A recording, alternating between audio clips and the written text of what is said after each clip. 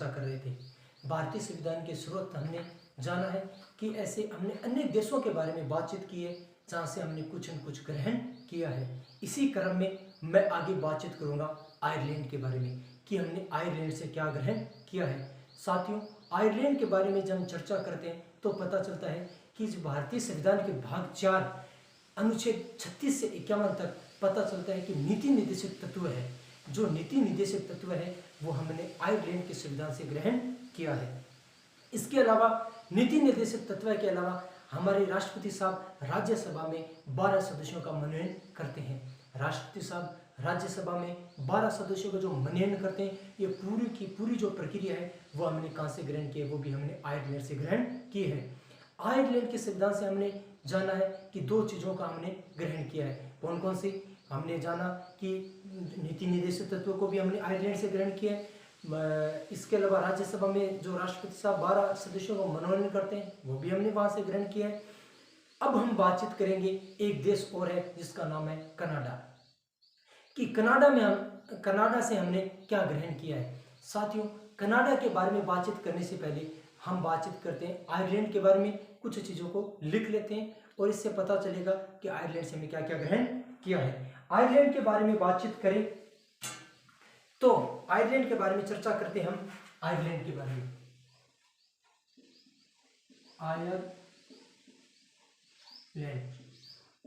Ireland के बारे में चर्चा करते हैं तो नंबर 1 पर हम लिखेंगे कि आयरलैंड से हमने नीति निर्देशक तत्वों को ग्रहण किया है। तो नंबर 1 पे लिख लेते हैं नीति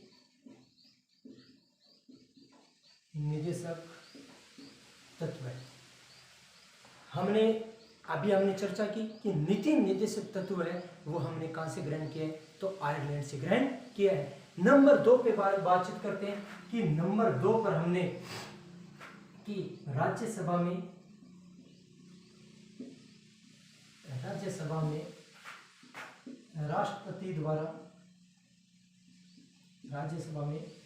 राष्ट्रपति के द्वारा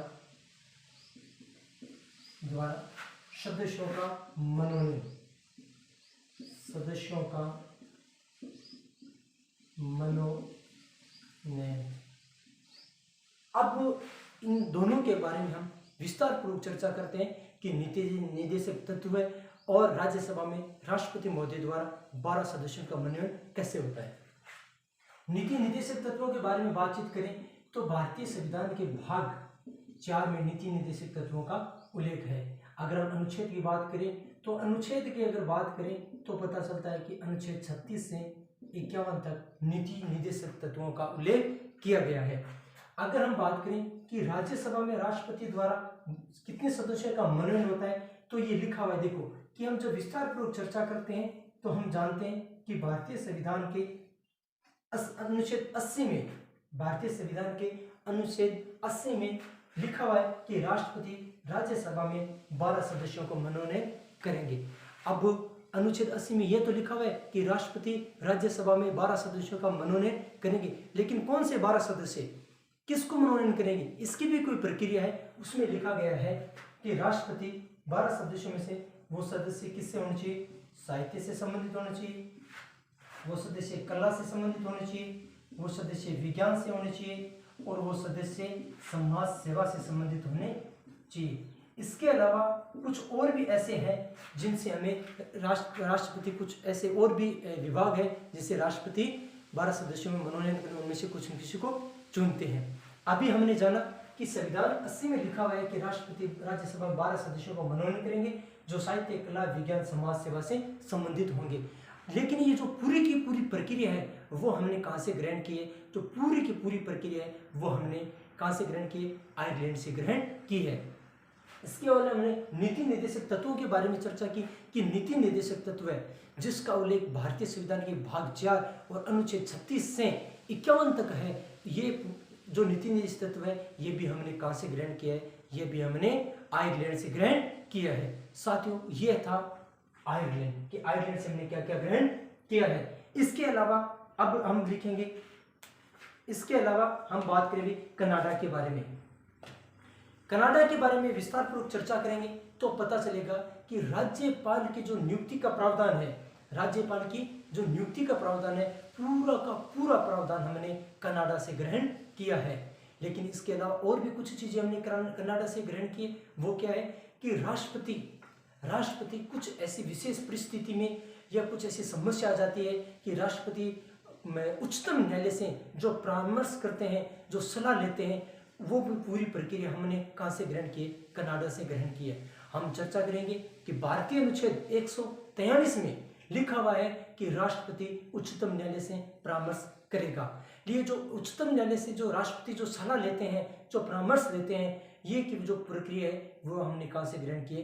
कनाडा से ग्रहण किए। और ये पूरी की पूरी प्रक्रिया भारतीय संविधान 143 में उल्लेखित है। तो नंबर 2 जिस देश की बातचीत कर रहे हैं वो है कनाडा। मैं लिख लेता हूं यहाँ कनाडा के बारे में। कनाडा के बारे में मैं लिखता हूं कि कनाडा से हमने क्या क्या ग्रहण किया है। कनाडा में हम 1 नंबर पे लिखा कि राज्यपाल की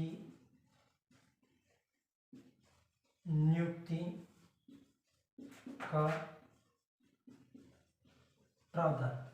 राज्यपाल की जो नियुक्ति है इसका प्रावधान हमने कहां से ग्रहण किया? तो पता चलता है कनाडा से ग्रहण किया है। लेकिन राज्यपाल भारतीय संविधान में की बात करें तो राज्यपाल का कहाँ उल्लेख है? तो मैं अगर अनुच्छेद 143 की बात करूं तो उसमें लिखा गया है कि प्रत्येक राज्य में एक राज्यपाल होगा। लेकिन बाद में संशोधन द्वारा यह भी किया गया कि एक या दो से अधिक राज्यों में भी एक राज्यपाल बन सकता है। जैसे किसी को कार्यवाहक राज्यपाल बना दिया जाता है। अगर मैं लिखूं, लेकिन इससे पहले हम चर्चा करते हैं नंबर 2 की, कि 2 नंबर पे क्या लिखा हुआ है कि राष्ट्रपति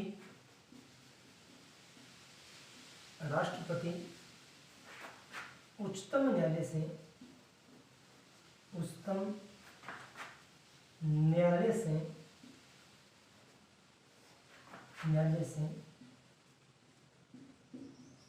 परामर्श। राष्ट्रपति साहब कुछ विषयों में उच्चतम न्यायालय से जो परामर्श लेते हैं, ये पूरी की पूरी प्रक्रिया हमने कहां से ग्रहण किए? तो हमने पता चलता है हमें कनाडा से ग्रहण किए। अब कनाडा के बारे में हम पूरा का पूरा विस्तार पूर्वक हम अध्ययन करते हैं। तो पता चलता है कि राज्यपाल की नियुक्ति का प्रावधान। अब मैं यहाँ लिख दूं कि राज्यपाल के पद का उल्लेख कौन से अनुच्छेद में है? तो राज्यपाल पद का उल्लेख भारतीय अनुच्छेद 143 में है, 153 में है।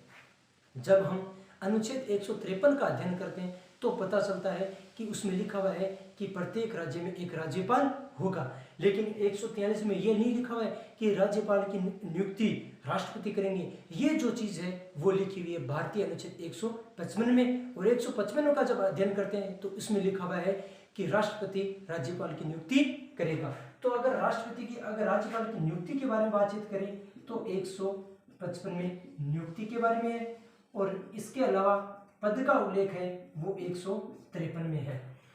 इसके अलावा नंबर 2 पे हमने चर्चा की कि जो राष्ट्रपति है वो सलाह लेते हैं किनसे? उच्चतम न्यायालय से। उच्च न्यायालय से नहीं, उच्चतम न्यायालय से, सुप्रीम कोर्ट से जो सलाह लेते हैं उसका उल्लेख, जो उसका जो प्रावधान है वो हमने कहां से ग्रहण किया? कनाडा से ग्रहण किया है। साथियों, कनाडा से हमने ये भी ग्रहण किया कि राष्ट्रपति सर्वोच्च न्यायालय से सलाह लेगा, परामर्श लेगा।